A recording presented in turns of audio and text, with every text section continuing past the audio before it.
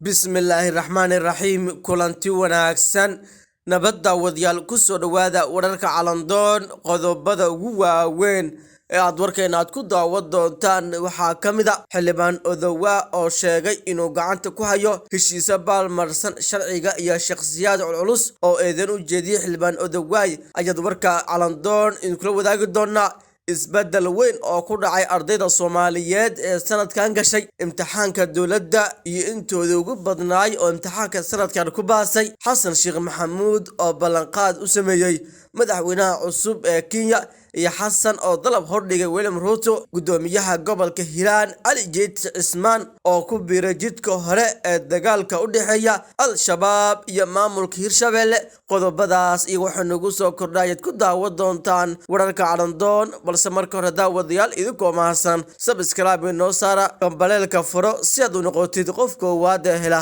xogaha halkayna soo dhigno laagta waad muuqaalka saartana waa inoo dhiirigelin waa hagaag isku soo laabasho wanaagsan wasiirkii hore ee arrimaha gudaha Soomaaliya Cabdiraxmaan Maxamed Xuseen Odowaay oo hadal kooban ka jeediyay munaasabad lagu taageeray wasiirka cadaaladda Soomaaliya Xasan Macalin Maxamed ayaa sheegay in dad gaar ah iyo shakhsiyaad Soomaaliyeed oo gacan sar leh shirkado shisheeye oo boob ku haya kalluunka Soomaaliya Cabdiraxmaan Odowaay oo hadda ah gacanta midig ee Xasan Sheekh Maxamuud wuxuu sheegay inuu gacanta ku hayo heshiisa baalmarsan sharciga ee kalluumeysiga badaha Soomaaliya kuwaas oo saxiixeen qaar ka mid ah dowlad goboleedyada Soomaaliya gaar ahaan maamulka Puntland iyo Jubbaland isla markaana ay fududeeyeen shakhsiyaad saameyn leh isla markaana lacag ku qaata kalluunka Soomaaliya waxyaabaha lagu heshiiyay qaybsiga kheyraadka ayaa ka mid ah wuxuu sheegay in tilaabadaasi keentay in dowlad goboleed kasta bixiyo fasax isaga u gaar ah isla markaana ay saalad ayaga u gooniya ka dhigteen aniga ayana arkay iyadoo leeyahay maamul hebel intaas ayuu bixinayaa ayuu yiri xildhibaan Cabdiraxmaan Odowaay wuxuu wasiirka cadaaladda ugu baaqay in tilaabada ku habboon uu ka qaadan doono boobka tooska ah iyo midka dadban ee ka socda kalluunka Soomaaliya iyo guud ahaan falalka sharciga baalmarsan ee ka dhex socda badaha Soomaaliya oo ugu horeysa kalluumeysiga sharci darrada ah ay wadaan maraakiib shisheeye warbixin uu daabacay manhajka Heritage ee daraasaadka Soomaaliya sanadkii 2020 ayaa lagu sheegay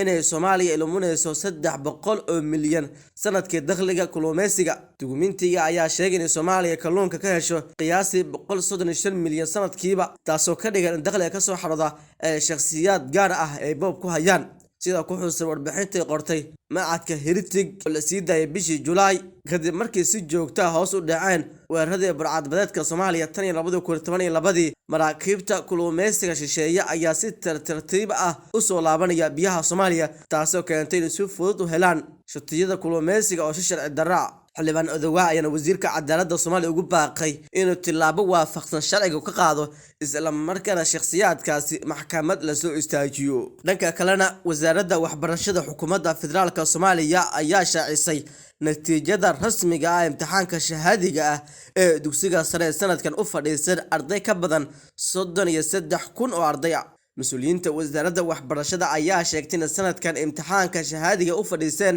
arday gaaraysa 33,468 oo ku kala sugan gobolada Banaadir, Koonfur Galbeed, Hirshabelle iyo Galmudug imtixaanka ayaana sanadkan wax badan ka duwanaa sanadihii hore waxaana wasaaradda waxbarashada wax ka bedeshay nidaamkii hore ee imtixaanka lagu hagi jiray oo sanadkan arday badan u suurta gashay in imtixaanka ay ku baasaan wasaaradda waxbarashada ayaa shaacisay in imtixaanka shahaadiga ah ee dugsiga sare sanadkan u fadhiisteen arday gaaraysa 33,468 isla markaana ay ku baaseen arday gaaraysa 32,325 arday oo u dhiganta 97% halka ay dhaceen 1,143 oo u dhiganta 3% ardayda ugu badan ee imtixaan ku dhacda sanadkan ayaa wax ka barta gobolka Banaadir waxaa dhacay imtixaanka arday gaaraysa 1,100 halka ardayda kalena ay ku kala sugan gobolada dalka ay gaarayaan ardayda dhacday 43 arday oo kaliya natiijada 10 arday ugu sareysay imtixaanka shahaadiga ah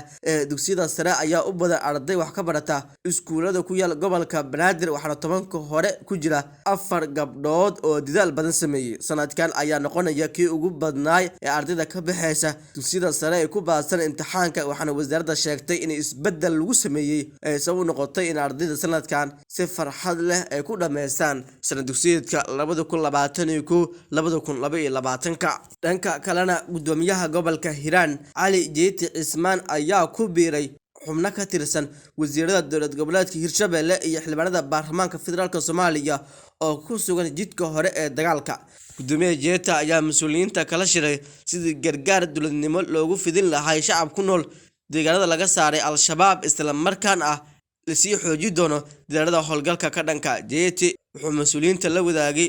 howl maalmeedka shaqo ee joogtada ah iyadoo haatan socoto sidii lagu wajihi lahaa in shacabka loo fidiyo gargaar bini'aadantinimo ee Soomaaliya, maadaama Al-Shabaab ay ku burburiyeen dhammaan adeegyada muhiimka u ahaa nolosha shacabka sida ceelashii, guryihii iyo soolarradii ay isticmaali jireen. Sidoo kale gudoomiyaha ayaa warbixin ku aadan xaaladda guud siiyay guddiga madaxweynaha dowlad goboleedka Hirshabelle Cali Guudlaaw u xil saaray gurmadka deegaanada laga saaray Al-Shabaab, isagoo mar kale ugu celiyay in la gaarsiiyo gargaar si halkaas shacabka ugu diirsadaan. Ugu dambeyn wuxuu tilmaamay in muhiimadda la siiyo soo xoojinta ammaanka iyo la dagaalanka Al-Shabaab si loo xakameeyo amniga deegaanada laga saaray kooxda Al-Shabaab, isla markaana aysan suurtagelin in dib u soo laabtaan. Ugu dambeyntiina Xasan Sheekh Maxamuud ayaa u hambalyeeyay madaxweynaha cusub ee dalka Kenya William Ruto, isagoo sheegay in dowladda Soomaaliya la shaqeyn doonto Ruto si loo horumariyo xiriirka laba geesoodka. Madaxweynaha Soomaaliya ayaa sheegay inuu rajeynayo inay ka wada shaqeeyaan William Ruto